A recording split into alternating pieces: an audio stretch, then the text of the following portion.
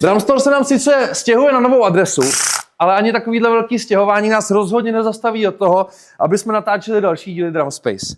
Co se budeme povídat, český rybníček je malej, ale přesto je tady spousta dobrých bubeníků.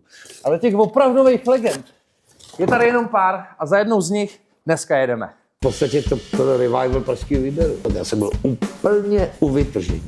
Takže já jsem se potom rozhodl, že je pro mě ta svoboda důležitější než úspěch. Podívejte se, ona ta pozice je skoro jako za bubnama, jo. Ono to vypadá jednoduše a když si pak za to vlezeš, tak to ršviháš. Ty jsi koukal. Já jsem seděl v trabantu, zavřený oči a vyzoroval jsem si okruh v Monze. Že to je polymetrie, asymetrie a bůh ví co. Není. Nadšenec do cyklistiky a lyžování, ale hlavně fanatický fanoušek a zároveň bubeník pražského výběru Klaudius Krišpín. Klaudo, už jsme tady. Už to je? Je teprve 11:45, jsme se domlouvali po obědě, ne? Tohle je na mě moc brzo, ty. Tyjo, já snídám brzo, teda obědvám brzo. Mě vzbudí, ty. Já do 12 většinou spím.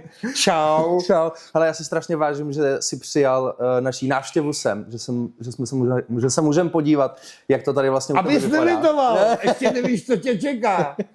Ne, já myslím, že to s tebou bude super. Hele, lidi tě samozřejmě znají z pražského výběru, Ropotamo, spousta jakoby kapel, ale samozřejmě já vím, že úplně na začátku to byla kapela Tempo a mezi Tempem a pražským výběrem je samozřejmě asi dlouhá cesta. Je? Tak jsme se na ní mohli podívat. Ale dobře, tak když to řekl, tak paradox je ten, že když jste teda přijeli sem za mnou, jo, tak největší paradox na tom, kde dneska žiju, ve spojení s Tempem, aha, že teďka bydlím vedlejší vesnici od toho, kde jsem s Tempem hrával. Fakt jo? To je neuvěřitelné. Já tady chodím dolů do Dobřichovic na stezku na brusle nebo na kolo a tam většinou, když mě někdo pozná, tak řekne, no, že hraješ ve výběru, to víme, ale my si tě tu pamatujeme z Tempa. Takže to je opravdu, to byla moje první parta v podstatě, se kterou jsem veřejně vystupoval. Jo? Takže já ty kluky potkávám na cyklostezce. Mně se stalo, to bylo neuvěřitelné. Já jsem píchnul, a kdybych nepíchnul, jak je všechno špatný k něčemu dobrý. Jo? Já jsem píchnul na takovým rozcestí, kde se jede můstkem přes řeku. Já jsem tam píchnul a říkám, no prčit, se budu špinavej, že jo? Tak jsem otočil kolo, že jo? Měním tu duši a najednou pic, Zdeněk Pospíšil, výborný bubeník, jo? Který potom šel hrát za mě, když já jsem šel do výběru. Ale v zápěchu, tak jsme chvilku kecali a za chvilku tam přijel Honza Tršnár. Basák z té kapely, na cyklostezce bez dohody. Jsme se setkali 3. Ještě přijet další, tak už jsme tam měli celou kapelu. To si mohli zahrát. No, takže já bydlím v podstatě přesně v tom místě, kde jsem s nima hrával. Jo? Protože já jsem původně byl Pražák. Jako, jo? A tam oni, v podstatě, kdo ti pojede dneska do Prahy, když je někde mimo. Já mám rád Prahu, třeba včera jsem byl na výstavišti, že tam byl McLaren, jo? Že slavili, že jo, Lando Norrise, tak jsem se šel podívat, jsem blázen do Formule 1, že jo, ale jinak do té Prahy já nemusím, jo, já mám rád teda spíš ten klid, přírodu a tady jsem teda v tomhle směru spokojený, ale je to opravdu paradox, že po těch letech letoucích najednou bydlím 4 kiláky od místa, jo, a když tam je taky velká šance, že na kluky narazím tam, jo. Takže máš to dobře naštudovaný. Hele, a tak když se takhle jako vidíš s klukama někdy a jste takhle jako blízko, nenapadlo vás někdy si jako zase zahrát, nebo tak? Prosím tě, ono se to... Já jsem s klukama jednou, to je hodně let zpátky, kdy to vyšlo, tam je problém vždycky s tím, jaký kdo má aktivity, jo? Protože každý někde buď hraje, nebo něco dělá. A jednou to klaplo, že jsme si zahráli. A teď to bylo plánované před rokem, a už to vypadalo, že to dopadne. I já jsem mohl, jo. Ale pak to z nějakého, pak někdo nemohl a zase se to zrušilo a posunulo. Takže plány tam jsou vždycky. Jasně. Že jo, tak to je nádherný. To je parta prostě, tak kolik mě bylo? Mě bylo tehdy 14. Víc ne, člověče. To už je nějaká chvilka. 15, no. No to je. A já se cítím tak o 2 roky mladší než tehdy. Já si teďka hraju víc. Já jsem teďka víc hravý dítě, než jsem byl tehdy. Tehdy jsem dřel jenom na bubny, jako jo. Jo, já jsem byl tím posedlej. Já jsem prostě, no, i když já nejsem takový ten typ, který by seděl úplně ve zkušebně 8 hodin. To nejsem, spíš přemýšlím, co hrát, jak hrát. Ale já jsem piloval v podstatě a moc si neužíval. Jo? Já jsem začal hrát ve 12, takže tu pubertu, já jsem ze 3 bráchů a já jsem si toho tolik rozhodně neužil, to jsem víc hrál. Jo? A dneska po večerech, konec konců pak uvidíš, večer třeba, tak to já si užívám takový různý, jsem vždycky chtěl být pilotem Formule 1, víš. To je takový nesplněný sen, jo. Ale celý život to se mnou je. Jasně. Každý, kdo mě zná, tak ví, že jsem do toho úplný fanatik, ale opravdu velký, jako jo, tak já nahoře ti ukážu, jsem si v F1 23, je to od EA Sports, tam si můžeš i vytvořit jakoby vlastní design, tak si to jako tak nějak, je to kreativní, setupy, jo, no jo, je to celý můj život, to je paralela moje, bubenická a závodnická, taky se mi poštěstilo, že jsem se občas s nějakýma šílencema, nebo sámi, že mi půjčili na okruhu, že jsem jezdil motokáry chvilku. No je to takový, víš, ten můj život takový pestrej. No jasně, jako na to jsem hodně zvědavý, protože o tom si tady jako hodně dneska mluvil, takže jako to musíš vidět. Na tuhle část se jako hodně těším. No, tak protože to je opravdu zážitek. No jasně. Seš taky kluk, no jasný. Jo, který kluk by neměl rád slušný volant a hlavně tohle je výhodný, že to v podstatě ty simulátory dneska graficky je to už úplně dokonalý, téměř, jo. Ale i ta realita, že můžeš dneska koupit slušný volant, a jich je celá škála. Já mám zatím ten setupek takovej k tomu, co mám, ale až do toho říznou, koupím si ještě i ten kokpit. To taky ho koupíš, jo, akorát to stojí víc peněz. Tak na ten kokpit už si koupím aspoň s 8 Nm volant, který to už opravdu jsou rány, když jedeš na ten obrubník, tak jako v reálu. Prostě, jo. No je to zábavný. Ale pozor, ono to trénuje postřeh, ono to s tím bubenictvím, uvidíš to sám, dáme tam krátký šotík. Tam taky to máš našprtaný, tam je sekvence downshiftu, upshiftu, řazení, musíš chytit apex, je to v paměti, je to strašně, já si myslím, že to s těma bubnama strašně jako jde dohromady, jo? Protože to je v podstatě podobný, je tam obrovský postřeh musíš mít, jasně. To bubnu taky, jo. No, takže tempo všem to byl začátek. Jdeme se podívat od tempa, jak to teda probíhalo dál, ta tvoje bubenická cesta. No já když jsem s tempem tady dole prostě v podstatě jezdíval po těch vesnicích, tak zároveň jsem v podstatě postavil s mým dvojčetem kapelu Ropotámo a v podstatě to byl revival pražského výběru. Jsme v podstatě jeli všechny pecky a zároveň s tím, jak jsem hrával s tempem, tak jsme s tím Ropotámem už zkoušeli a já jsem strašně chtěl prostě výběr. Mě fascinovala muzika výběru a já jsem to i zpíval, protože tam samozřejmě zpěvácky to byl problém, jak si to rozdělíme, protože někomu se dělo tohle, někomu tamhle to. A já jsem zpíval, jestli se nepletu, oldu, tyhle. A dokonce celýho. Já jsem zpíval Pavlíčka, i ten Kocák byl v part. A docela slušně, musím říct. Tak je to hlavně prdel, že? No jasně. To není zpívaný jako nějaký Robert Plant, nebo jo. Takže je to taková sranda, takže to byla opravdu asi nejzábavnější éra toho mýho dětství a toho mýho začátku, protože jsem měl to tempo, s kterým jsem hrál po těch hospodách. No a pak jsme s tím Ropotámem to začali objíždět taky. Jo, a docela to mělo ohlas, jo. Tak nakonec se o tom doslechli kluci, že já jsem nevěděl, že Jirka Hrubeš utek. Jasně. A v podstatě Michal se přišel podívat, Kocáb se přišel podívat na jeden z našich vystoupení a tam mě v podstatě našel, že jo. Aha. Tak já jsem tam hrál výběr, to měl našprtaný. No jasně. Já jsem někde slyšel, že ty jsi byl úplně jako fanatický fanoušek výběru vlastně, no. Totál. Jirka Hrubeš, jeho rodiče bydleli naproti nám v ulici. A on, když je šel navštívit, tak často navštívil. Já jsem měl takovou zkušebnu pod garáží, to byla temná nora, příčemná taková, jo. Ale na zkoušení super, bylo to jako podzemí, neštvalo to lidi. Jo, takže Jirka mě vždycky i protáhl na koncert. Já jsem byl vždycky v první lajně, já jsem byl, tak jako nikdo nevěděl v ten moment, že tam stojí bubeník, že jo. Já jsem tam neměl paličky sebou.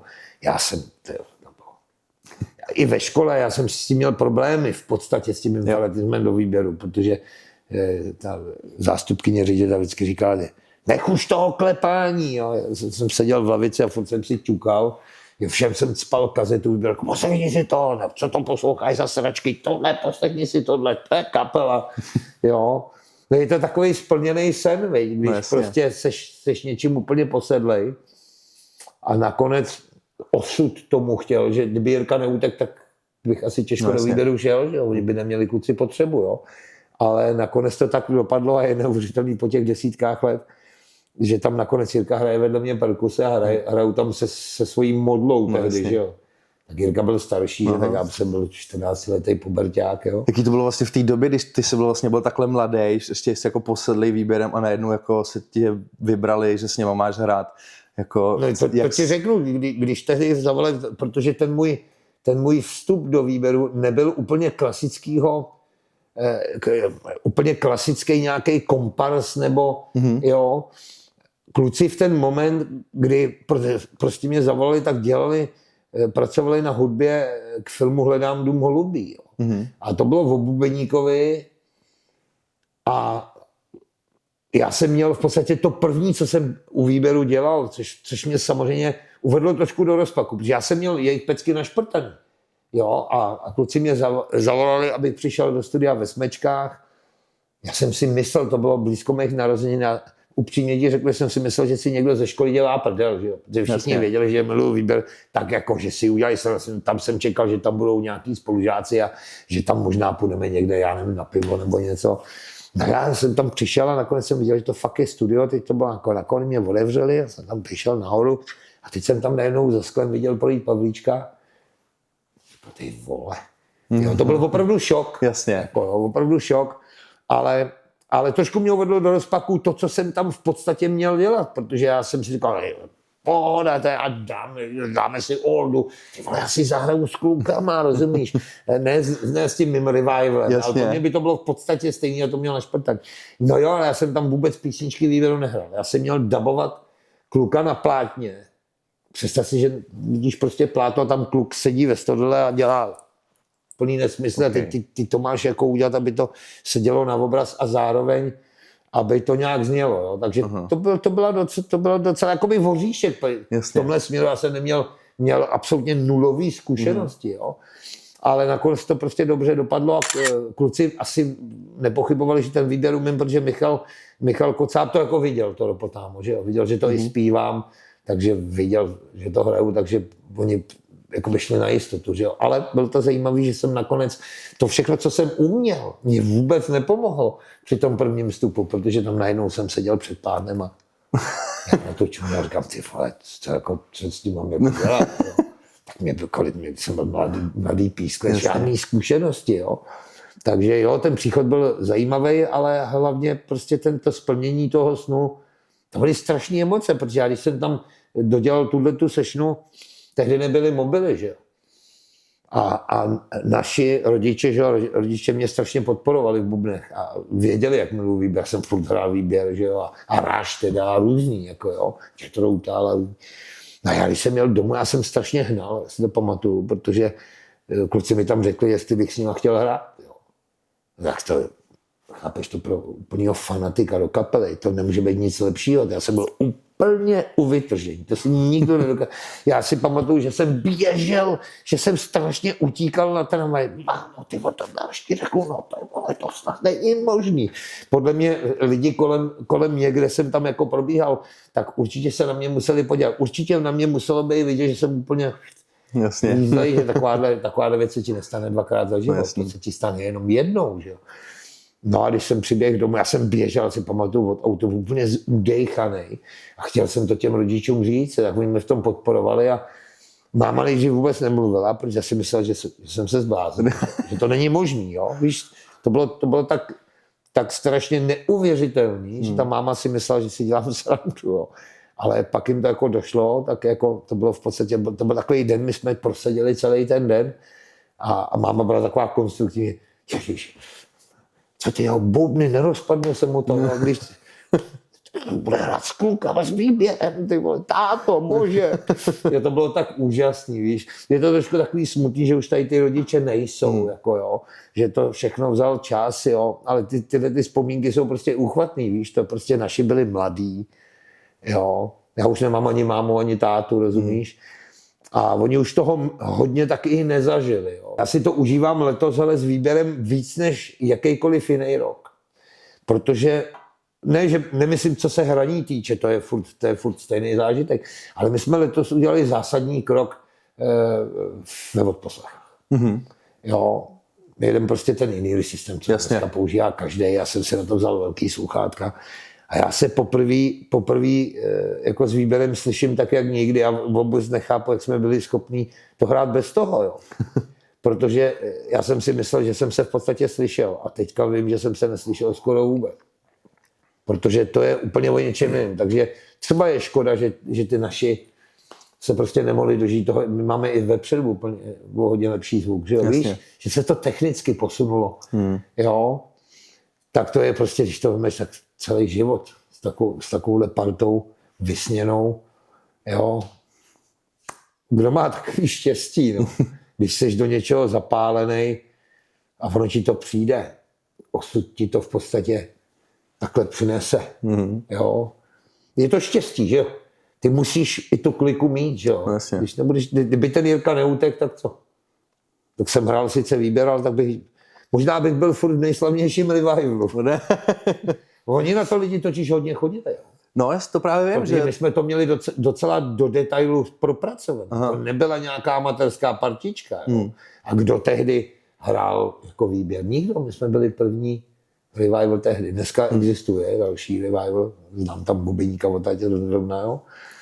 No, takže to bylo, ten můj začátek v podstatě té kariéry byl úchvatný, jo.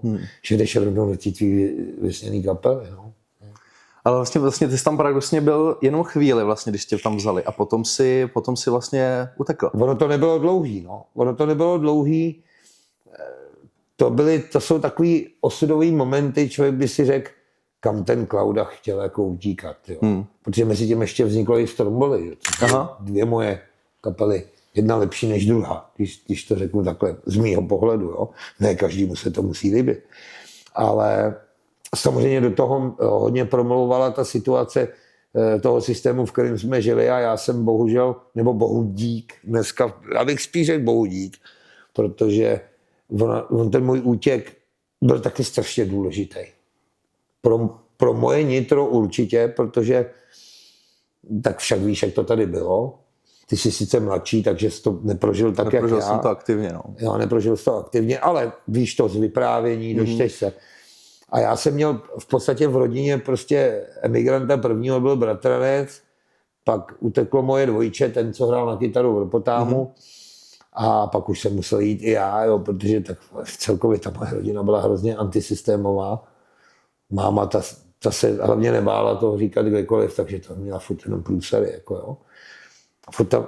Občas tam postávalo auto, hele, byli na tom lidi hůř, samozřejmě mě nikdo nesvázal, nezavřel, jo.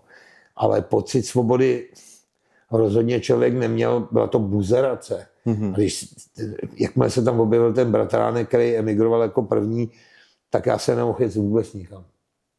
Ani do východního Německa. Jo. Tě nepustili prostě. Jo. Takže prostě ten pocit nesvobody ve mně strašně najednou narůstal a ono i u výběru, když jsem přišel do výběru, tak tam zase byly tlaky proti výběru. Jo. Když jsem tam přišel, nebyl jen zakázaný, Jirka utek, že jo, a jen jsem tam přišel, tak ty tlaky se opětovně jako z vrchu tam byly. Už nepřišel žádný zákaz teda, jo. Takže já jsem se potom rozhodl, že je pro mě ta svoboda důležitější než úspěch.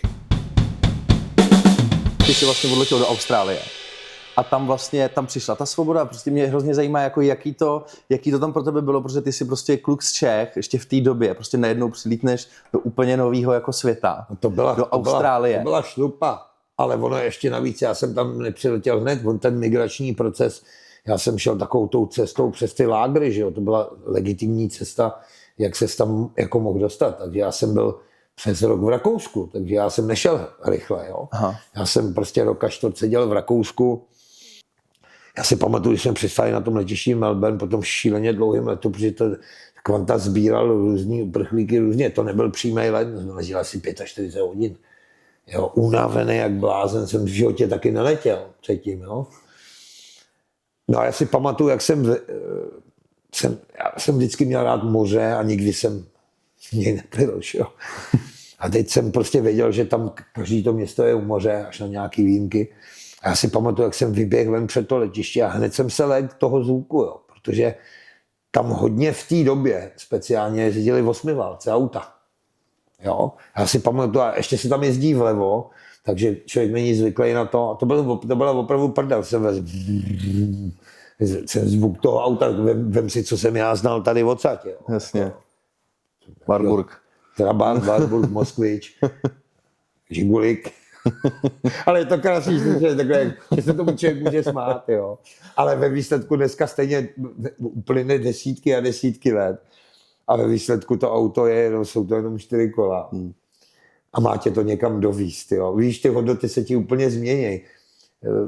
Mě nejvíc na té Austrálii lákalo ty úplně pustý pláže, takový ten pocit té úplné volnosti, prázdnoty. Asi jsem takovej v tomhle neměstský nebo neevropský. Evropa je nahuštěná, jo, víc. Všude máš nějaký vesničky. Ty, v Austrálii, když jsme jeli poprvé do Sydney z Melbourne, tak si vyjdeš z Melbourne, tam ještě něco je po cestě, už se to nepamatuju a tam než zatočíš, tak jedeš 1,5 hodiny rovně a pak zase zatočíš a jedeš zase rovně. Jo.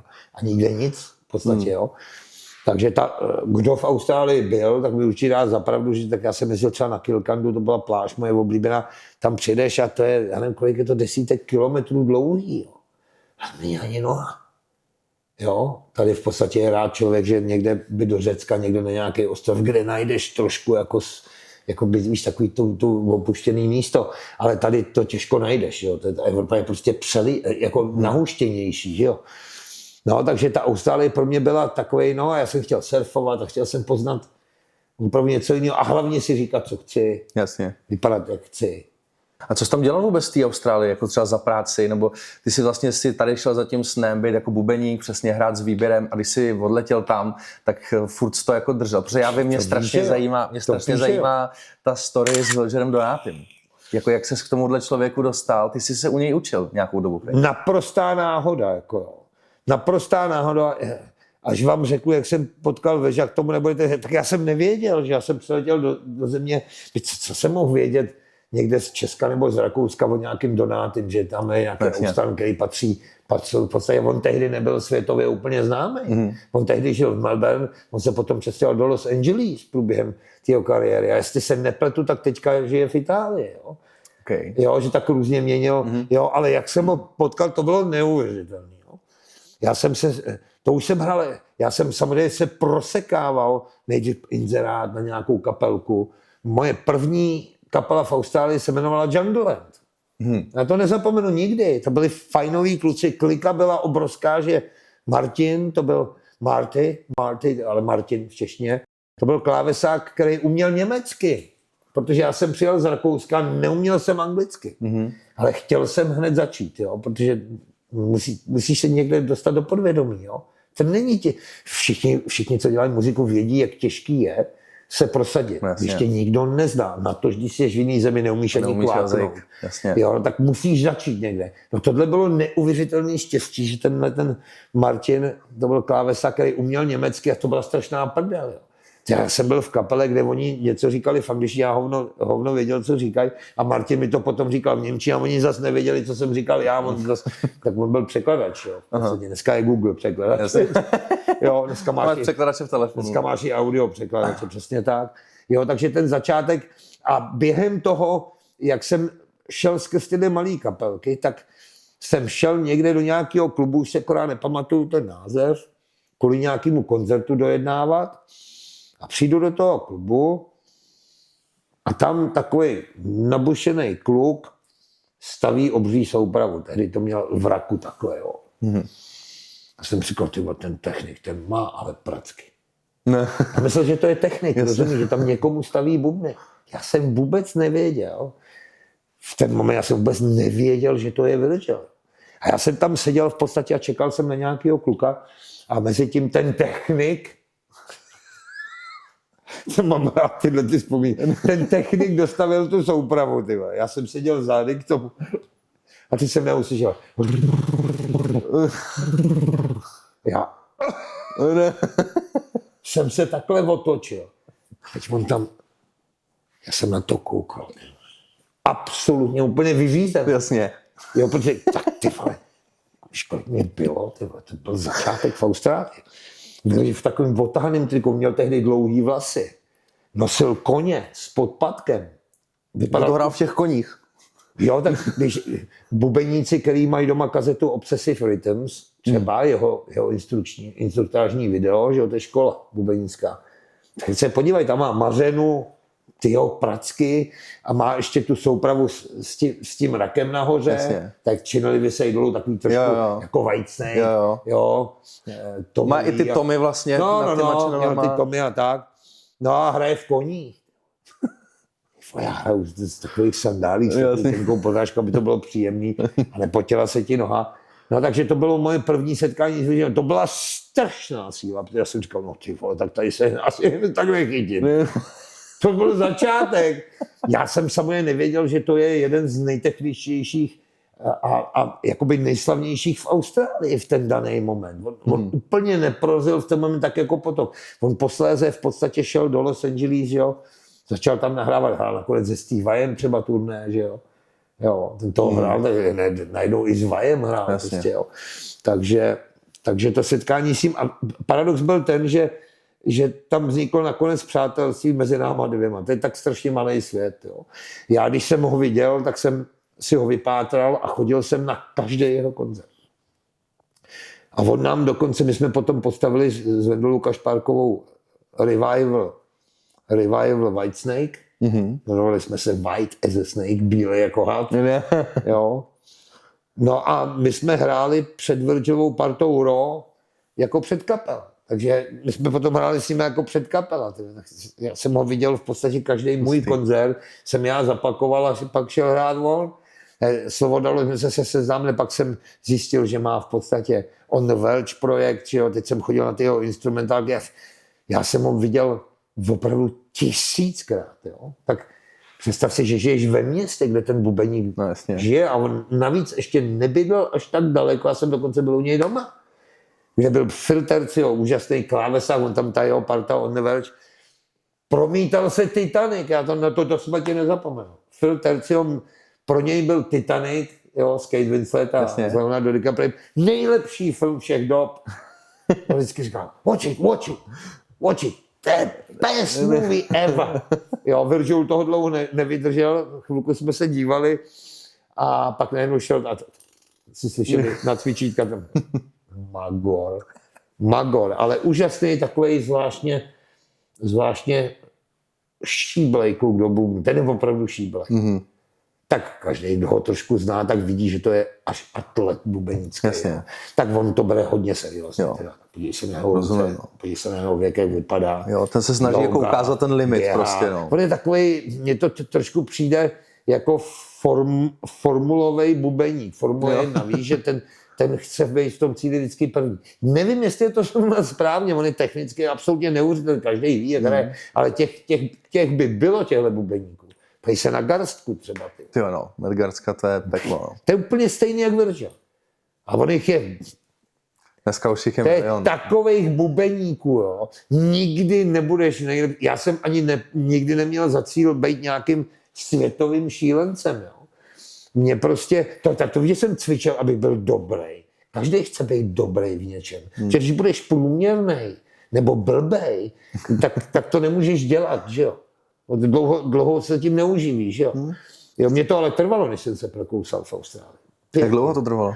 No, já jsem díky právě tomu seznámení s předkapela u nich a tohle, tak nakonec to byl Virgil, který za mě jako v podstatě trošku zaorodoval, když tam každoročně byl obrovský bubeňský festival, který pořádal Frank Corniola, takový strašně sympatický bubeník, který má navíc ještě bráchu, který je taky vynikající bubeník, to je samý bubeník.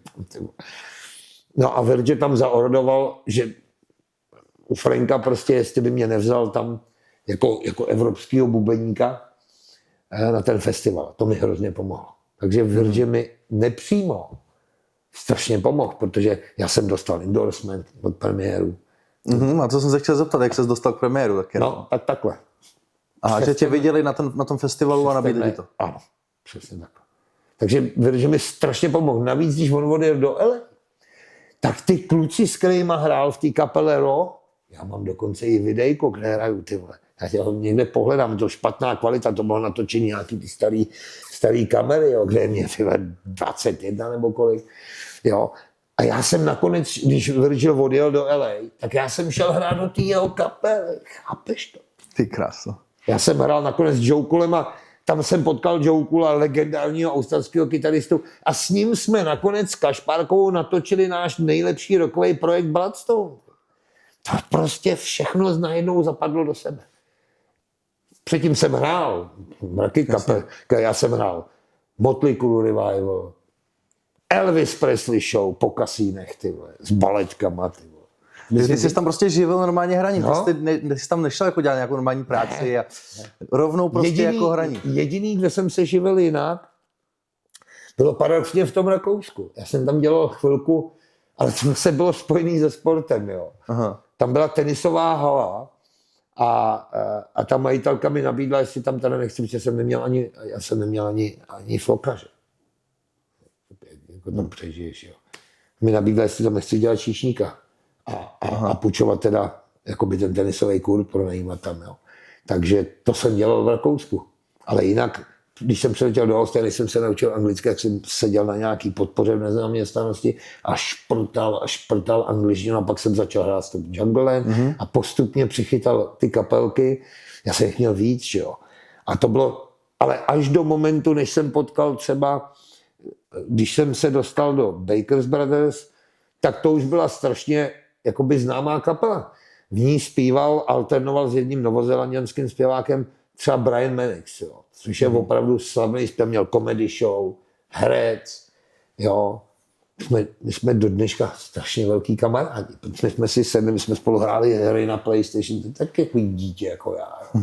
Jsem starý chlap dneska, jo. Jo, a to byl zase mezník zase na té úrovni té kapely, kde ten Baker's Brothers, já jsem musel letět teda na opačnou stranu Austrálie, tam nedojedeš autem, jo. Tam jsem musel spakovat bubny a jel jsem na půl roku prostě nahoru do Darwinu a tam jsem se potkal s touhle partou. A zase přes tu partu mě zase objevil ještě Damien z kapely Dr. Elephant, taky famózní zpěvák. Víš, ono to tak postupuje, jo. Ty prostě potřebuješ někde být vidět. Když nejsi vidět, všechno špatně. Když doma hrát sebe. No, jasně. Jo? A mně se to poštěstilo. Baker's Brothers, prostě ty hráli v Blue Hill baru, já jsem tam hrál každý večer, byl jsem teda od Melbourne 5 hodin letadlem, jo? Od svého domovského australského města. Jo? No a tam se zase přišel podívat neměn, to zpěvák, ten mimochodem přijel do Prahy a sešli jsme se v Holešovicích na steak. No, zpěvák. Ten tady zase jel nějaký evropský turné, nějaký zpěváků s takový zvláštní show, já si nepamatuju, jak se to jmenovalo, on mi to poslal odkaz západní Evropu, tady to nebylo, jo. Ten svět je potom malej už, jo. Takže pak už to bylo super, no jenže do toho přicházely koncerty s výběrem. Protože já, když jsem poprvé jel za maminkou zpátky a za rodičem a za tátou, že jo, tak jsme se samozřejmě zčukli s výběrem. A víš, jak to je, to prostě vidíš, oni to brali jako, že nejsme, že jo, ale najednou ta dálka byla překonaná, já jsem letěl domů, sešli jsme se a pak to začalo být strašně složitý, protože já už měl kapely tam, ale teď moje domovská kapela, ta moje vysněná, rozumíš, tak jsem jednou letěl a teď tam stály ty kapely a teď bylo velký riziko, že tam zase oni se najdou někoho jiný, nemůžeš být na dvou stranách světa, to prostě nejde, ideální by bylo, kdyby výběr důloval celý svět. Jo. Ale my jsme malej píseček, máme tu naši kulturu tady uvnitř, ale dobrou, úžasnou úroveň festivalu a takovýhle. Jo. Takže s těma Baker's Brothers a ještě s doktorem Elefantem jsem začal taky hrát. Potom tam teda, to byly 2 kapely, zůstávaly stát v rockovém klubu ty bubny a to byly 4 kšefty týdně. Jo, my jsme dokonce letěli, to byl můj asi největší zážitek z nějakého koncertu. Když jsme letěli takým malým letadlem, si nás objednal nějaký šílenec Fel Quastro, to bylo prostě 3 hodiny malým letadlem jako dovnitř rozumí do Austrálie, kde jsem měl rád, že tam objednal, mu přivezli kamiony, PAčko a postavil tam stage. Jsme přistáli na červeném písku, jsme letěli z Darwinu, v malém letadle jsme měli privátní, prostě malý, on to zaplatil, já měl s sebou jenom pedál, tam byli zorganizovaní, my jsme letěli normálně takovým malým letadlem, přistáli jsme na Červeném Písku, tam přijela nějaká taková špinavá ženská, která nás v takovém autě, v takovém, jakoby s takovou celtou odvezla na ten načal. To bylo ale absolutně neuvěřitelný. Jo. Tohle je třeba můj největší zážitek jako koncert. To není běžný, že si tě někdo, a my jsme museli se v podstatě vrátit do příštího dne, protože my jsme v tom Blue Hill Baru měli smlouvu a tam jsme hráli. A tady jsme měli jako 2 dny volno a on to ten chlap v podstatě zjistil od manažéra a já mám z toho fotku dokonce. Já vím, že mám někde na Facebooku fotku, jak stojíme na tom letišti v Darwinu s těma klukama takového malého letadla, to byla taková Tak to mi pak ukážeš. No, to chcem vidět. To bylo opravdu zábavný, protože my jsme letěli a v podstatě letíš, já jsem seděl za tím pilotem a ta jeho sedačka byla tady, jako v autě, v osobáku. To bylo jako osobákem. Brutal. Teď ten zpěvák je pěkný macek a nějak, já si pamatuju, udělal srandu, že ty dveře od toho letadla, že tam netěsnilo nějaký, to si tam foukalo a on tam furt dával prst, dělal si z toho strašnou srandu. Prostě takový zážitky takovýhleho typu, jo? Tak tohle byl asi největší kuriozita. Jo, letět nějakým prskoletem 3 hodiny. Krásný bylo, že ten pilot to měl zaplacené, ten pilot říkal, co chceme vidět. Jo?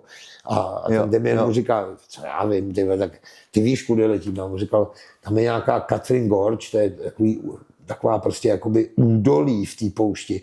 A on tam s náma normálně takhle jako kroužil. Wow. To bylo po cestě, tam jsme letěli, jo? Že to nebyla linka. Jo? Linka to nemůže dělat. Že jo? Tak to byl taková největší kuriozita, ale hlavně to bylo období, kdy to byl ten vrchol, než jsem potom se rozhodl vrátit zpátky, když maminka onemocněla. Jo, kde jsem měl tyhle 2 party, ten Dr. Elefant a Baker's Brothers jednoznačně patřili k těm, co se obživy týče nejlepší. Jo? Ale co se projektu týče, Little Bit of Him, další kapela, strašně důležitá, tam furt hrál Joe Cool, ten co hrál s Virginem. Od toho setkání s Joe Coolem, Joe Cool se mnou hrál ve všech projektech. V Raw a s Vendulou jsme postavili další partu, která se jmenovala Little Bit of Him, což je v překladu trošku šunky. Jo. No a tam jsme hráli instrumentálky. Převzatý. Satrianio, Vaje, různý. Jo.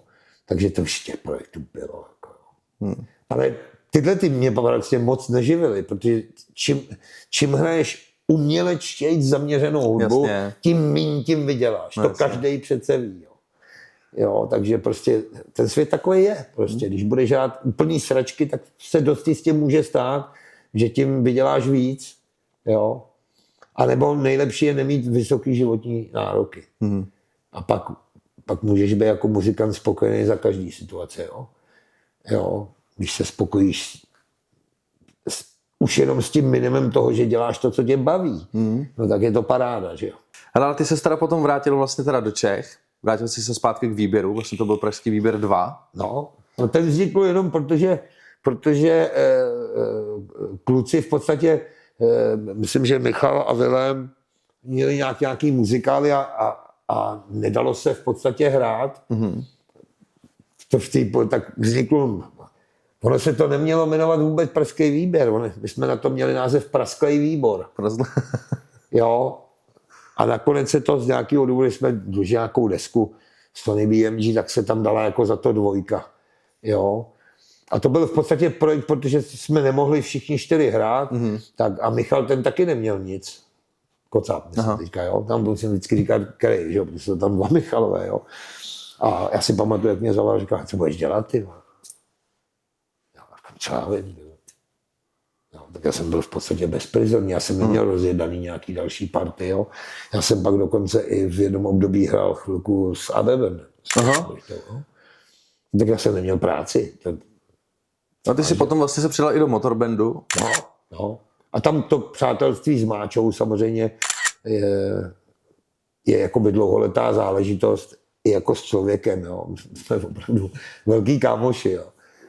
Mám rád ten jeho humor, on má rád můj, my jsme dělali strašný věci.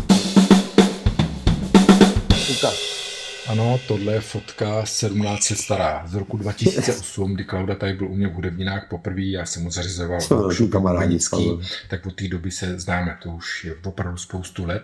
Já o něm můžu říct jenom samá superlativa, zejména to, že když se dostane ke slovu, tak se už nemá nikdo šanci jiný dostat, protože nikoho nepustí. Všichni o tom dobře víte, že Klauda je prostě jako velice materialistický, precizní, jak v životě, tak v hraní na věcí. Prostě potřebuje všeho moc, rozumíte? Jo? On prostě jako dokáže prostě v těch několika vteřinách vyjádřit svými 1000 údery jako jeho vlastní názor. A on ho má, to mi věřte. Klaudu Kešpína jsem zaregistroval někdy tak v roce 86. Co se tak s nima znám tak různě, tak jsem se potkal. Která pro mě byla neuvěřitelný Martin, ty vole, všechno kámoši. Mě tenkrát hrozně zaujalo, jak odlišným způsobem oproti jiným tehdejším bubeníkům ke hře přistupoval. Na té hře bylo slyšet, že každá nota je promyšlená, že opravdu má ty party vymyšlený, vykulmaný a že ví, proč, co, kde hraje. Mám to obrovský štěstí a je pro mě ctí, že právě později jsme se setkali i osobně, poznali jsme se, zpřátelili, troufám si tvrdit, že jsme velký přátelé. Vždycky mě těší, když ocení určitý vtípky, které třeba nejsou pro každýho, a to on teda vždycky to já jsem úplně hltal. Hrál s náma 4 roky, byly to úžasné 4 roky. Co na to mám říct? S totálním hudebním nadšencem. Já jsem měl tenkrát trochu obavy, když jsme začali dělat nové písničky, aranžovat, jak k tomu bude Klauda přistupovat a jeho nadšení pro muziku je prostě vesmírný. To je, já za sebe říkám, že to je jeden z největších hudebních nadšenců v téhle zemi a možná, že i na světě. To on taky, ale. Takže jenom samý superlativa a hlavně i po té lidské stránce. Je to prostě opravdu člověk, který má rád spravedlnost. No, to mám s Máčou hodně. A nikdy to bych uronil slzu, když tohle si nahrál s ním. Já jsem ho tady měl, já musím prasknout jednu věc, jo. Já jsem zažil s Máčou neuvěřitelný zážitek. To jsem, ne s každým muzikantem se ti to poštěstí, jo. Máča tady nocoval u mě. A my jsme se tady vyprávěli, já to prásknu a on určitě by proti tomu nebyl, jo. Nemyslím si, že bych se ho musel ptát, jestli to můžu zveřejnit, protože to je hluboká záležitost. Tamhle seděl na té židli, jo. A my jsme si povídali o životě, ne o hudbě. My jsme si povídali o hlubokých věcech, které se vůbec netýkaly hudby. Mezitím předtím taky, jo. Ale já jsem najednou měl nutnost mu říct, jak to bylo hrozný, když mi umřela maminka, jo. A bavili jsme se o detailech. Víš, to neodevřeš, takhle neodevřeš svoje nitro jen tak. Jo. A on mi v ten moment vyprávěl, pro mě je tohleto absolutně výjimečný zážitek s muzikantem a s Máčou konkrétně, kdy on mi vyprávěl, jak mu umřel pes. Tady jsme seděli do 5 do rána, kluci. Tohle mi zůstane v paměti na celý život. Na to nezapomenu, protože to bylo najednou spojení ne muzikantů, ale v podstatě těch niter. Jo? Jak najednou jsem si uvědomil, proč s tím Máčou ta komunikace je takováhle, ty vidíš, jak on mluví, jak tam zmiňuje tu lidskost. Jo? To je prostě strašně vzácná věc. Jo? My tady děláme v podstatě rozhovor, protože jsem já muzikant, ale to není to nejpodstatnější. Jsou daleko podstatnější věci v životě, než je... Já tu muziku miluju, aby mě lidi nerozuměli špatně. Jo? Jasně. Ale každý ví, o čem teďka mluvím. Jo? Ty věci, které se odehrávají vnitru v muzice, já jsem zažil euforický zajímavý zážitky třeba na koncertu Stromboli v O2 aréně, kdy prostě tam byla zvláštní atmosféra v kapele, kdy nás to úplně dojalo všechny, takže to se taky týká nitra, ale není to každodenní. Ale tohle, co jsem měl s Máčou, jako s muzikantem prostě, já na to do smrti nezapomněl. Jsme si tady povídali, bylo to strašně emočně krásný. Najednou my jsme si odevírali svoje nitra. My jsme se nebavili jenom o tom, jak hrát riff s kytarou. Jo? Takže si hrozně vážím, že třeba si zrovna nevynechal toho Máču, jo, protože to byla hrozná škoda. Martina, to je stejný. Vidíš, že Martin zmínil přesně to, co já si s ním taky pamatuju, kromě toho, že to je vynikající bubeník, samozřejmě, to všechno k tomu patří. Ale kurník, ten umí udělat takovou srandu. Kdyby Martin řekl, že někde jede teďka, a mně by bylo jedno, jestli tam budu hrát, nebo když budu hrát fajn, když nebudu hrát taky fajn. Jel bych, protože s ním je strašná švanda. On je na podobné notě, on umí udělat strašný humorný věci a mě berou i jiný věci v životě, které patří k tomu, že jsem bubeník. Tohle je teda nádherný. Jo. Já ti to pak pošlu, klidně. No, ale ježiš, to je fantastický. No. To je opravdu dobrý nápad, oslovit lidi, s kterými jsem dělal a trefil si se, on jich je samozřejmě celá škála, jo. Jasně. Ale trefil si takový ty třešínky z toho, kdy s tím Máčou už víš, že tady šlo opravdu, to byl tak hluboký rozhovor s ním, jo. Najednou to nebylo jenom o tom. No a s Martinem ty srandy prostě, jo. No, potěší to, víš, ten život není jenom můj život je v bubnech, ale ne jenom. Pro Boha, to by byl takový, já nevím, jednostranný, víš, chudej. Já stejně tak si často vzpomenu, když jsem chytil svoji první vlnu. Jo. To je taky něco vesmírně neuvěřitelného. To jsi jenom ty a oceán. Žádná přírodní energie, žádný motor nebo světlo a jedeš, se držíš a teď cáká ta voda. První vlnu, ty jsi vlastně jako docela dost sport, ty jsi zkusil všechny možné sporty, ty jsi fanatický cyklista, když je sníh, tak prostě lyže. No, teď jsi mi nevyšely lyže, počasí, bože. No, protože těch příležitostí nemám moc. Jasně. A já jsem takovej, každý, kdo mě hodně dobře zná, tak ví, že já se snažím, aby mi ty příležitosti neutekly. A asi hlavním důvodem je ten, že já si myslím, že je prostě, jo, že když moje maminka byla vážně nemocná, tak si pamatuju, já jsem měl to štěstí, že ty jedny z posledních rozhovorů jsem s ním měl já a můj táta chudák, ten běhal po doktorech, rozumíš, aby ji zachránil a já jsem ji hlídal doma, že jsem s ní ty poslední rozhovory měl. A ona mi jednou řekla, že prostě abych nic neodkládal, že nikdy nevíš, kdy ten tvůj život jako bude na konci, jo. Což je svatá pravda. Víš co, jsou to takový svatý slova někdy, když to ti řekne tvoje maminka, jo. My v podstatě hodně často žijeme v podstatě s pocitem nebo s přístupem nesmrtelnosti. Děláme blbosti nebo trávíme ten strašně cenný čas života někdy věcma, které nejsou až tak hodnotní jako jiný, jo. Ale prostě občas, a ta moje máma měla ve všem pravdu. Ve všem. Ty, když to nechňapneš, jo, pro mě zážitky životní formujou mě. To jsem já. Jo, ty si dobře řekli, že pro mě já miluju oceán, jo, proto jsem utíkal do Austrálie, surfoval jsem. Ale co je hezčí? Nemůžeš říct, co je hezčí, když vyjedeš někde na nějaký. To je jedno, jestli to kopec tady v Jizerkách, kde mám svýho dalšího super kamaráda Martina, můj prostě brácha. Já mu říkám brácha, že je narozený ve stejný měsíc, den i rok. Jsme se potkali, rozumíš? A od té dobu mu říkám brácho. Když mám narozky, tak mu volám a říkám, tak co brácho, co budeš dneska dělat, jo? Hele, ty když pak vyjedeš někde na někde na ledovec a seš tam v 6 hodin ráno a vyjde to slunce a teď vidíš, jak jsou ty štíty na špičkách zlatý a všude jde je tma. To taky je místo, který neuvidíš hned tak. Já žiju nějak tu planetu, víš. Já jsem byl vždycky, tak mám nejradši sci-fi filmy, ale musí být dobrý, ne? Jasně. Já nemám rád nějaký příčelky a tohle. Třeba Interstellar třeba. Jasně. To je opravdu extra třída, na to bych. Úplně jsem byl vyřízený, když ho promítali zpětně, málo kdo to věděl. A nesehnal jsem vstupenky, protože to lidi vybukovali v tom velkém IMAXu. Byl Interstellar v nějakým super rozlišení, okamžitě já jsem to viděl asi 30krát.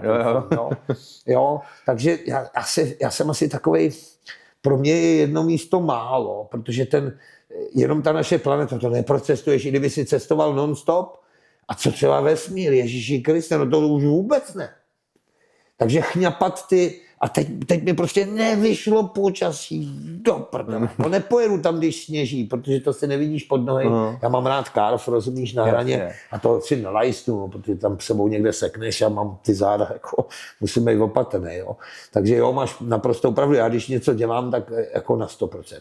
A tak ono naštěstí, jakože škoda, že ti to nevyšlo, ale tak zase ty nemáš jenom ty opravdový fyzický sporty, ale máš taky e-sport. No. Nejdem se na to podívat Ani v rovnou.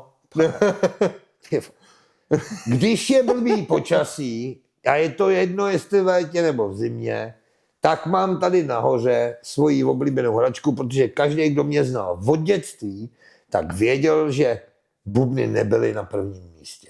Bubny byly až druhý. Já jsem vždycky chtěl být pilotem Formule 1. A představ si to, je skoro 60. A já ten simulátor, já mám R-Factor a Assetto Corsa a teď F1 2023, protože kámoš, s kterým jsem měl vlastní tým, jsme jezdili virtuální závod, my jsme to brali hrozně seriózně. Jako, jo, to pozor na to, jo. To se jelo každý týden, přesně jak se jezdí seriál Formule 1, tak se jel ten virtuální, v tom virtuálním světě. Jo. Byl to časově náročný, jdeme se na to podívat. Podívejte se, ona ta pozice je skoro jako za bubnama, jo. A F1 má jenom 2 pedály, takže v podstatě to je stejně jako za bubnama, taky 2 pedály. A v podstatě je to dost na koordinaci, to vůbec není jednoduché, když tam je manuál, řadíš přes páky, dívej se ona. Teď to, za chvilku to převezmeš, to je jakoby timelap, jo, rychlý kolo. Pojď si šáhnout na volant, pojď sem, hele. Vem si ho do ruky. Ty kráso. Věci tady na obrubník, hele. Aha. To je jako mazec, jo. Ty kráso. Dáme jedno rychlý kolečko. Pojď. A Ríša, ten až to uvidí, tak si řekne, ten Klauda je úplný magor. Už to cpe. Všimněte si, že jedu všechno manuálně. Teď mám naučený 7, pic, až do 1. Tamhle přede mnou jede nejrychlejší moje kolo. Okay. A je to o paměti, je to stejně jako za bubnama, jo. Už tady to musíš opravdu trefit, jo. Ono to vypadá jednoduše, a když si pak za to vlezeš, tak to rozšviháš.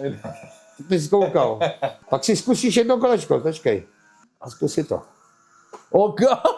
No, takhle se nerozjedeš, musíš jemnějc. Ale mě ještě zajímá jedna věc. Ty jsi napsal svoji autobiografii. Jo, akorát, že ještě není sepsaná úplně. Ještě není teda hotová. Ale co No, je namluvená, to ano. Ty jsi ji namluvil? Jo, já jsem ji namlouval. Akorát to není sepsaný a daný do tisku. Aha. Takže nejdřív příští rok samozřejmě, jo. OK. Jo, to jsem zvědavej, jestli tohle bude lidi zajímat. Je to v podstatě můj pohled na život celý. Aha. Ono to není jenom o bubnech právě, jo. Jasně. Je to v podstatě taková, no, jak vidím já svět, no. Celkově můj život a svět kolem mě. Je to prostě, jsem to já. Takhle. To si myslím, že lidi bude zajímat, jako určitě. Víš, jak by se to bude mělo jmenovat? Ještě nemám člověče název. Nejdřív jsem měl Labutí láska. Aha.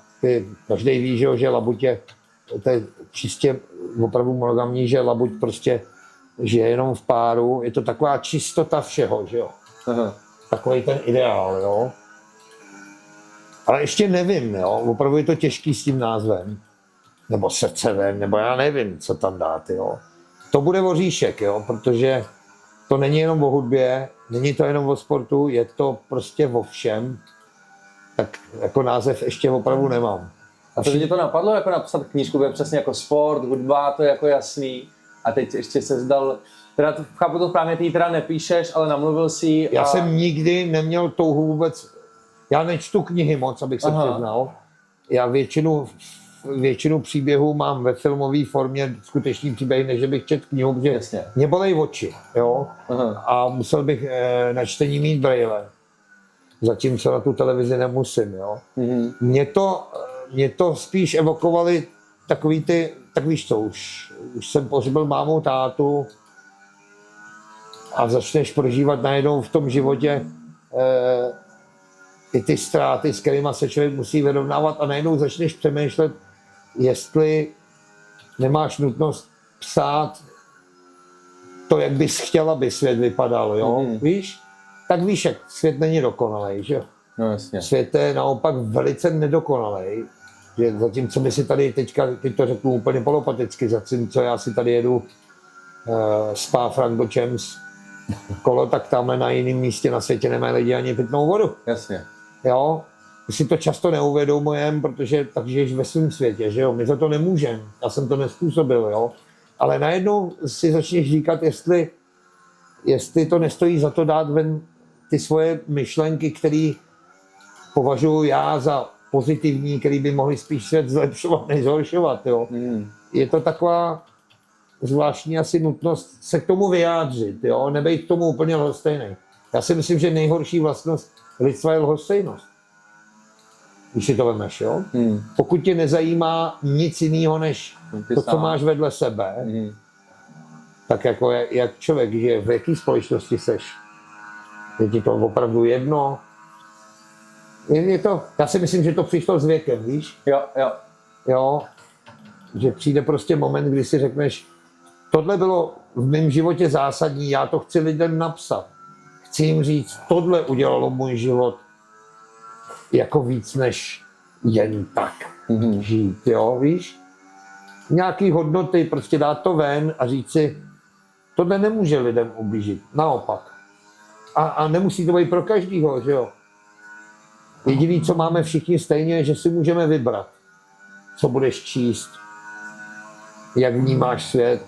Jo, v tomhle je svět úplně úžasný. To máš stejný jako tadyhle, jedu tuhletu trať, že jo, ty si můžeš tam dát jinou trať a všechny ty zatáčky bereš najednou úplně jinak, jo. Jiná trať, jiný sklon, jiný nastavení, no, tak každý máme nějaký nastavení, že jo. Jo, takže já se na to těším, že to vyjde. Občas mi někdo někdy řekl, když jsem někde mluvil o věcech z mého života, i ta emigrace, to, co v podstatě si tady dneska dělal se mnou, že taky jsem to ptal, tak mě občas někdo řekl, proč nenapíšeš knihu. Já jsem nikdy neměl tu myšlenku sám. Jo? Mě to kdysi řekl, a teď navíc některý lidi, i třeba v Austrálii, kteří věděli, že jsem napsal knihu a trošku se zeptali a já jsem to popsal, tak mi zase naopak reagovali, říkali, ty to by měl vzít nějaký režisér a sfilmovat. No, tak třeba to dojde i do tohohle. Já si myslím, že by to i dokonce bylo lepší, kdyby to bylo sfilmovaný než psaný, protože ten můj život se skládá z mnoha takových pestrých věcí, které, když je čteš, tak ta myšlenka tam samozřejmě je, ale dám příklad třeba toho surfování, když je to natočen, jo, tak ten věm je úplně jiný, že? Když je to audiovizuální, ale je to každýho rozhodnutí. Jo. Já jsem ani netlačil na toho týpka, s kterým to dělám, už to má namluvit docela dlouho. Jo. A měli jsme plán, že to někdy kolem jejich narozek by se to vydávalo. Já jsem na ně ani netlačil, já na to jako nespěchám, že to musí být. Já jsem rád, že on se nabídl, já jsem v podstatě mluvil do diktafonu, my jsme se sešli každých 14 dní v restauraci a tam jsem prostě mu to vyprávěl. Ale hodně dlouho. To je o mém celém životě, od malička. To je od malička. Od prvního momentu, kdy jsem začal vnímat svět. Mámu, to je první láska, kterou poznáš. Mámu. Jasně, že to ti dá život a ty seš v ní schoulený, že jo. A je to prostě o tom, jak člověk prochází těma různýma stagema toho života, ale furt je tam ta alfa omega toho bytí, té lásky a toho spojení s něčím, jak jsme to říkali, tam dole, že i s tím Máčou, povídáš o hlubokých věcech. A o tom ta kniha je. Jo. No, ale mým pohledem Klaudy, no. Jako každý máme nějaký pohled, že jo. Někomu se to může líbit, někomu ne. Ono to hlavně, já toho nepíšu, já jsem to nedal dohromady kvůli tomu, aby si to lidem líbilo. Já jsem měl takový zvláštní pocit, že je to hezký to dát ven. Že to je, tam ukazuju výjimečnosti některých momentů, aby lidi věděli, že ty výjimečnosti jsou v každodenním životě každýho z nás. A někdy ty lidi, když to tak jako vemou, že Jo? A já si říkám, že to tak není. Jo? Že některé ty zážitky můžou být takový, že jsou prostě hluboký a začneš přemýšlet, skončí to opravdu všechno, až budeš starý, nemohoucí. Jo. Jestli nepřemýšlet tak, že třeba ta energie se nikdy nevytratí. Tak si věci ti řeknou, že prostě energie ve vesmíru, všechno se recykluje, nějakým způsobem funguje v té fyzické podobě. Samozřejmě nebudeme žít na věky, protože naše buňky stárnou. Viděl jsi film Lucy? To je třeba zajímavý film, kde ona prostě, je to tam jako kriminálka thriller udělaný, ale mně se ten námět hrozně líbí. Oni převážejí nějaký průlky a oni to zašijou do břicha a je to látka, která Jo. A to je třeba zajímavý film, jo, pro mě. Jo. Zajímavý film v tom, my víme úplný prd. My máme ten náš zaběhlej život, že? Máme zaběhlej život, že víš, že máš si ráno čistit zuby, víš, kam teď směřuju, už teď víš, kam směřuju. My máme to zaběhlý, jo. To, co se vyučuje a tak. Ale furt se objevují nový poznatky a ty osnovy se mění podle toho, jak přibaje zkušenosti. Říká se, že máma ti dá kus sebe a ty máš nějaký ty informace v sobě už jako dítě a ty se posuneš dál. A zase svým dětem dáš něco víc a tak by si logicky myslel, že s každou generací budeme chytřejší, čestnější, milejší, ale ono to tak není. A já si pokládám často otázku, proč tomu tak není, když ta moudrost se dědí. A podíváš se do světa, kde je ta moudrost? Ta moudrost tam není. Kde je ta moudrost? No. Spíš vidím rychlost, zbrklost. Já jsem asi jeden z posledních lidí na planetě, kdo nemá smartphone. Já ho nemám, já ho nechci. Proč? Dokud mi ta moje malá prskavka roztomilá funguje, ten mobil přežil všechno, pády tady na nožbu, já ho budu dávat pryč. Mně to přijde, víš, takový konzumní, rychle si musím koupit něco nového. Tohle jsem si pořídil a dokud to bude úplně nepřekonaný, tak proč bych si pořídil hned další tu. Zase nový srad, proč? Proč? Tohle je fantastický. Proč budu měnit něco, co je dobrý, jo? Takže to mě asi vedlo k tomu, víš, že jsem to nakonec psal. Je to takový, mě to dělalo radost to dát ven. To poznání, který jsem až po těch letech se k tomu postupně dopracuješ, jo? Já jsem se vždycky bál bolesti, jo? Když jsem zažil tu bolest těma zádama, tak mi došlo proč, jo? Že to bylo něco strašného. To jsem měl prostě dlouhou dobu takový bolesti, že jsem opravdu nevěděl, co s tím mám dělat, jo? Dávali opiáty a jednu dobu jsem měl i takovou krizi, že jsem v noci, když jsem nemohl spát, jsem přemýšlel o tom, to jsem bydlel ještě na Smíchově, protože jsem nemohl skoro chodit, že se odplazím na jednu skálu do Prokopský Mudalí a vysedu se už na to, protože ta bolest mě takovým způsobem ničila. Fyzická bolest mě úplně psychicky vyřídila, jo. A nakonec jsem se tomu musel postavit, takže sportu, že posilu, snažím se s tím nějak fungovat. No, asi jsou to takové ty životní zkušenosti, přijdou ty ztráty, kdo má ještě mámu a tátu,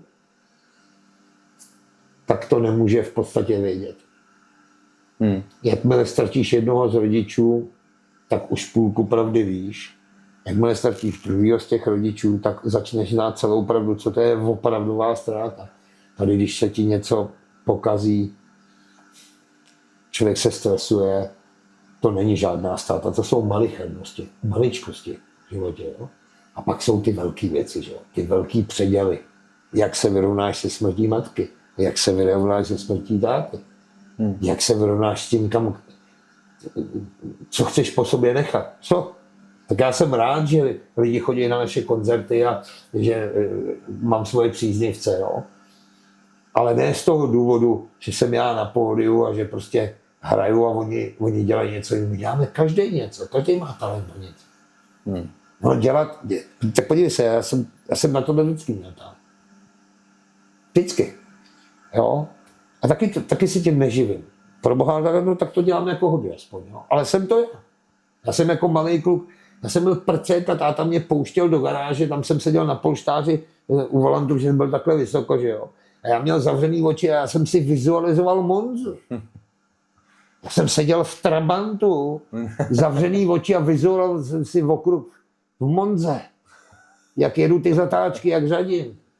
No, to jsem byl prcek. A podívej se, co. A dneska jsem tady belgický spa a jedu to. Ty. Po 55 letech. Furt stejnej Klauda. No, tak lidi se neměnějí. Ty se s něčím narodíš, jo. Měl jsem 2 flétny, začal jsem s nima třískat do židle, protože jsem měl být bubeník. Táta mi koupil druhou a to byl konec té první, že jo. Protože já jsem to vzala. A už jsem jel. Jo. Jo. No. Takže hele, až to vyjde, tak to vyjde a třeba to někomu přinese radost, třeba to někomu přinese inspiraci nějakou. Může být. Dobrý slovo. Inspiraci. Ne vždycky jde život podle představ. Ta hrůza zdravotní, kterou jsem prošel, to lidi si prožijou mnohem horší věci. Já jsem vděčný za každý den. Vždycky, když stanu, tak jsem vděčný za každý den. Ať to bude dalších 5 let nebo 100. Já jsem vděčný za každý den, protože v mém věku už tady ne všichni jsou. Já jsem viděl lidi, kteří jsou, když jsem ležel s pitomýma zádama, tak tam ležela nějaká holčina 21 let a ta byla na smrtelné postavě. Ve 21 letech, když já jsem surfoval. Rozumíš? Člověk si musí uvědomit a mít tu vděčnost za každý den, ale hlavně, aby to bylo smysluplné. Víš, smysluplné. Prostě, jo? A je těžký někomu dávat nějaký smysl. Každého musí najít si pro sebe, jo?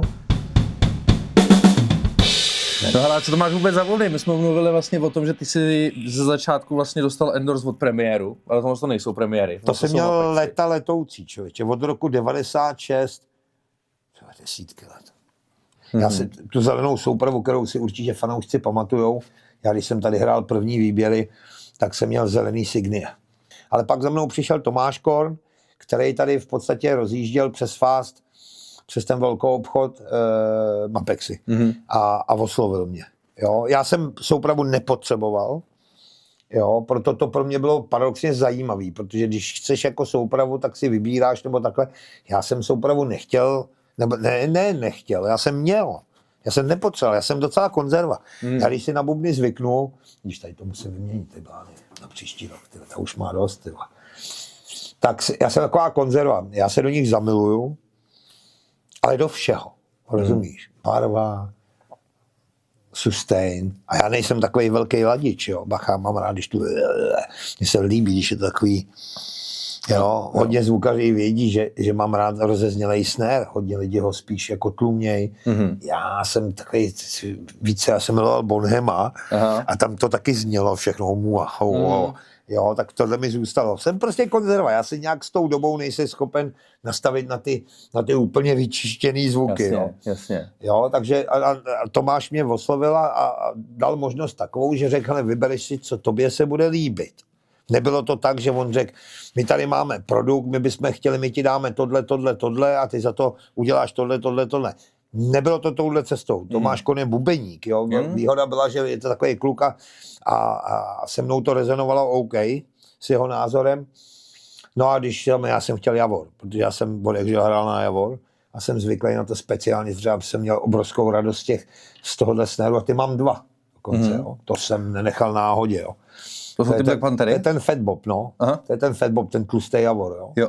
Mně se hrozně líbí takový teplej, agresivní, ale teplej zvuk, jo. A každý bubeník má samozřejmě nějaký vkus, jo. Tak všimni si, že já používám docela malý průměry činelů, jo. Jo, tak největší crash je 16, spíš mám jako, to je takové jako splash crash, jo. Tohle mi udělali na zakázku, malinkou čínu, to nebylo standardní, to víš, tam není ani napsaný model, jo. Takže to jsem měl možnosti. Ale hlavně mě se líbily to v tom, že za prvý je to teda ten Javor. Hrozně se mi líbila mechanika. Mně se hrozně líbila ta mechanika, je to strašně bytelný. A já jsem chtěl vždycky 2 šlapáky, ale ve výsledku, podívej se, já tam mám nakonec 2 jako dvojšlapku, ale už zase nemám ten hardware, jo. Takže ho používám a mám hajetu bez nožiček. Já se potřebuji vždycky akorát před koncertem dobře rozehrát. Jo, protože já mám problém trošku tady s prstem. Bych to neměl říkat, ale já prostě už bez těch kožených těchto kůží na paličky, když si vemu normálně dřevěnou bez toho, tak ty musíš mačkat tyhle ty dva, že jo. Tak mě tohleto po čtvrt hodině začne. Bolet. No, ale kdybys viděl jak. Tam mám z toho porozu prostě. V tom kloubečku, jo. Aha. Takže mám tohle, abych nemusel tolik mačkat a občas to cítím, občas tomhle prostě. Hele, ale na můj věk. To není ještě tak zlý, no. Hele, když se vrátíme k těm bubnům, ty máš vlastně Mapexy, to jsou Oriony. Jsou to ty koncertní bubny, které vozíš na koncerty, nebo máš třeba ještě jednu sadu, kterou vozíš? Já mám ještě jednu sadu. Jo, takže tady to máš prostě stabilně postavený. Jo, ale tam... důvod, pozor, hlavním důvodem, jo, abys věděl proč, jo. To mě Tomáš tehdy vyhověl, když se mi posrali ty záda, jo. Protože já jsem nikdy 2 soupravy neměl. Já jsem vždycky měl jenom jednu. Jenže já jsem nemohl už je balit, nemohl se k tomu sklánět. A nejdřív jsem to měl bez channelu a pak když jsem šel na sraz a musel jsem táhnout. Já když jdu na sraz, tak já prostě jsem vlek, tašku, nemám 2 pedály. Já mám furt kamko, jo? Já jdu furt na kamko, mám 25 let, můj oblíbený prostě pedál. Já ti říkám, starý mobil, jasně, starý pedál. Jasně. Já jako nový simulátor, to je jediný. Tak já vleču tašku, svoji osobní tašku, a když si představíš, že pak jedu vlakem a s tím jdu do vlaku, to by lidi koukali, jak já jezdím na turné. A mě to je jedno, já musím s těma zádama. Jasně. A předtím jsem vlek ještě činely, takže Tomáš mi ještě dal extra činely. Jako jo. A ty jsi i Anatolian vlastně jezdec. Jo. Takže vlastně v obojí přes Tomáše. Přesně tak. A já mimochodem teda zrovna, mně se hrozně líbí tyhle, víš, podívej se, jak je to měkký. Jo. Tenký. Já jsem hodně na měkký činely. Aha. Oni taky o to míň praskají teda mimochodem. Jasně. Čím je pružnější, Jo, má tím prostě... má flex prostě, no. No, takže tady moje oblíbená hajetka, jenom 12. Taková, víš, není moc hlasitá. Zase každý má jiný vkus, většina bubeníků má 14, já mám 13 a 12. Jo. Já mám obecně menší činely. Menší činely, ale větší ty bubny. Co to je? To je 12, 13, 14, 18? A to tady nemám celou sadu. Já v momentě, kdy se mi posrali záda, tohle je ta malá sestava. Aha. Tady místo toho je potom 16, tohle je 18. Jasně. Takže mám 10 po 2 palcích. 10, 12, 14, 16, 18 a tady 3 rototamy ještě. Aha. Jo, takže to je 10. Je to? Jo, to je 10. 10, 12. Jo, po 2 palcích. Jo, OK. No. Víš, od koho jsem to skopčil? Od Veržda. Jo, no.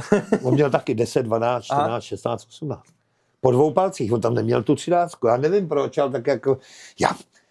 Kdybych ji tam měl, tak taky asi to nebude špatně. Ale prostě mám to po 2 palcích, takhle mi to vyhovuje. Jo. A ta koncertní souprava je teda větší o něco? Ne, jako setup je úplně stejný. Setup je úplně stejný. Channelovej vlastně celý je to kompletně úplně stejný. Nemáš tam nic navíc ještě? Ne. Jo, OK. Jo, občas tady jsem to nesundal. Taký splashe. Já jsem to jsou takový, já jsem si nechal vyřezat ze starých heavy rideů.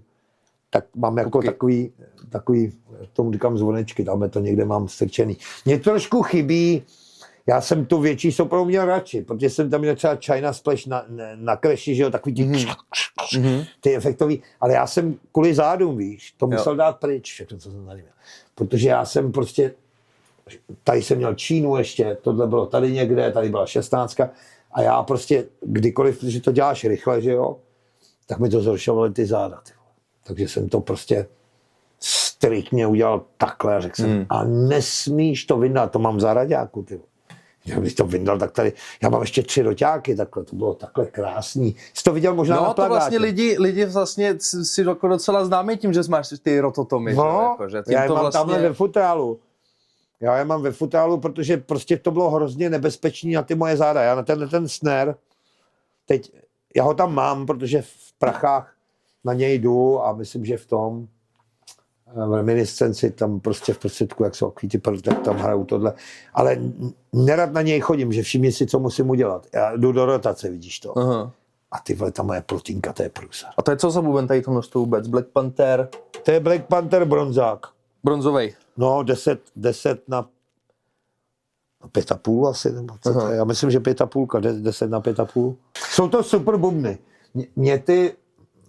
Já to totiž skoro neladím, víš, to je neuvěřitelný, jo.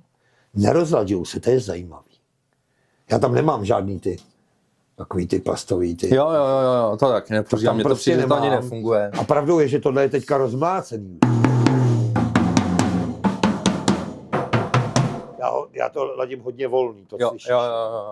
jo. Ale poslechni se, jak to žije na živáku před Bekáky. To je masa. To hodně podladěný. A tyhle blány mají dost. Jako, ono to je potom trošku víc tonality. Oni paradoxně, když tam dám úplně nový blány, tak se mi to nikdy nelíbí. Až třeba Musí po se měsíci. trošku to Oni nějak jako trošku povolej. Jo. A ten tón se najednou objeví. A teď jsou ale na hranici toho, že už nemají nic a prdnou. To je tak A neskoušel jsi pískový, tyjo? Mně přijde, že ty pískový tyjo, do toho vlezou rychlejc než ty... Zkoušel, ale pak jsem nakonec se vrátil k těm čistým. Jo. Protože můj vzor jako zvuku, již se mi ho nikdy nepodařilo docílit, byl vždycky Simon Phillips. Kotle, teda speciálně. Jasně. Tak ve šlapáku používám stejný systém, akorát, že jsem si to vymakal, to jsem strčil do kapsy i Simona, že jo, protože on tam vždycky nalepí ten ručník, který má takhle, jo. Aha.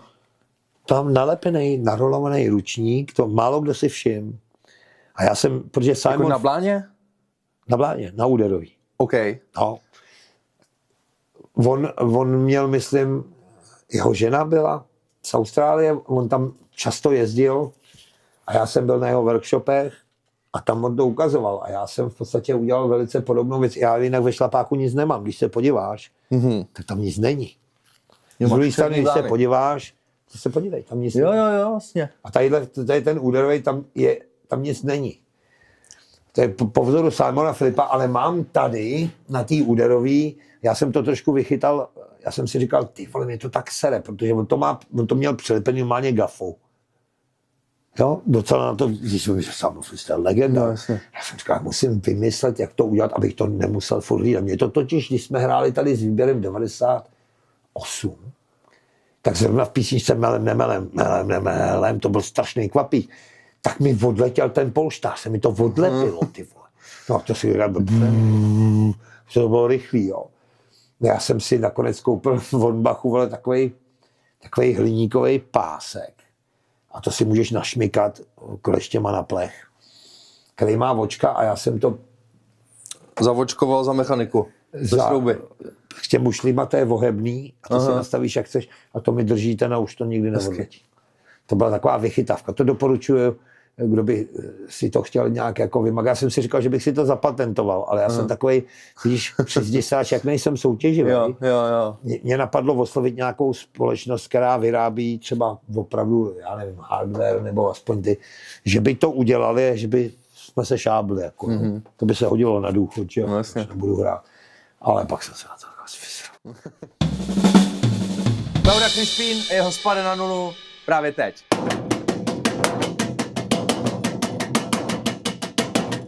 Hezký zvuk to má. Bomba.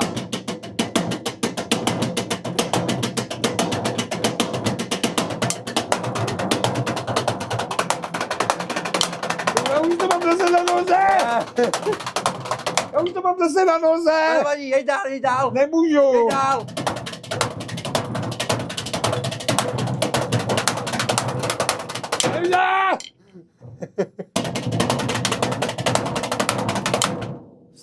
No jasně, jeď dál. To by mělo být tam. na pevným nějakým... Rozbombit to pořádně.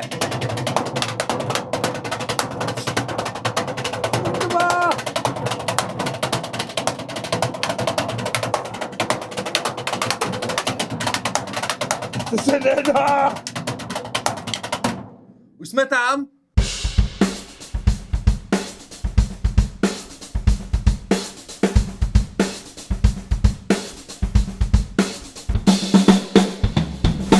Máme ještě jednu důležitou věc nakonec. Potřebujeme od tebe vědět nějakou radu pro mladý bubeníky na to, aby byli dobrými bubeníky. Aby byli dobrýma bubeníkama. No, tak to nemůže být jedna, musí být 3. Tak pojď 3. Jedna rada nestačí. Tak zásadní je, aby člověk přemýšlel nad tím, co hraje. Já si myslím, že na bubny je důležitý vědět, co chceš hrát. A pak k tomu musíš mít to náčiní a ty materiály. Takže první věc, přemýšlej o tom, co budeš hrát a jak to má znít. Protože to je hudba, to není sport. Bubny nejsou sport. Druhá rada, hledat si motivaci v tom, když si veme bubeník nějaký rudiment, tak ho prostě necvičit nejenom na tom stéru. Udělat si to zábavný, vzít si ten rudiment a cvičit ho v hudbě a v nějaký variaci na té soupravě, ať má člověk velkou nebo malou, to už je jedno. Jo, takže to je druhá rada. A třetí rada je ta, když člověk má mentální únavu, protože když cvičíš třeba nějaký složitější prvky, jako kombinace třeba, tak já nevím, že to máš složený ze 3 rudimentů a ten break je složitý. Já mám takový třeba v tom, ve výběru hraju asi 2 takový, jo, v té reminiscenci. A má člověk mentální únavu, tak je důležitý si dát 1 až 2 minuty pauzu. Jo? Tak to je třetí rada, je ta nejít proti mentální únavě, protože já někdy, když si dám tu pauzičku a ta hlava prostě najednou si zrelaxuje a já přijdu a okamžitě to hraju krásně. I hned. Ještě další, teda přidám ještě 4. Když vám někdo bude říkat, že to je polymetrie, asymetrie a Bůh ví co, jo. Není. Tak takhle nějak to vypadalo u Klaudy doma. Já bych mu tímto chtěl poděkovat za to, že jsme za ním mohli zajet a pobavit se s ním o tématech, který třeba běžně nemáte možnost tak úplně slyšet. A taky bych chtěl poděkovat vám, kteří jste to video dokoukali až sem a zároveň vás vyzvat k tomu, abyste nám dolů pod komentář k tomuhle videu napsali, jestli byste chtěli vidět video, ve kterém Klauda řeší spíš cvičení, co hrát, jak hrát, protože toho materiálu máme spousta a myslím si, že by byla škoda, kdyby to ven nevyšlo. Tak mi dejte vědět a třeba se uvidíme u dalšího videa.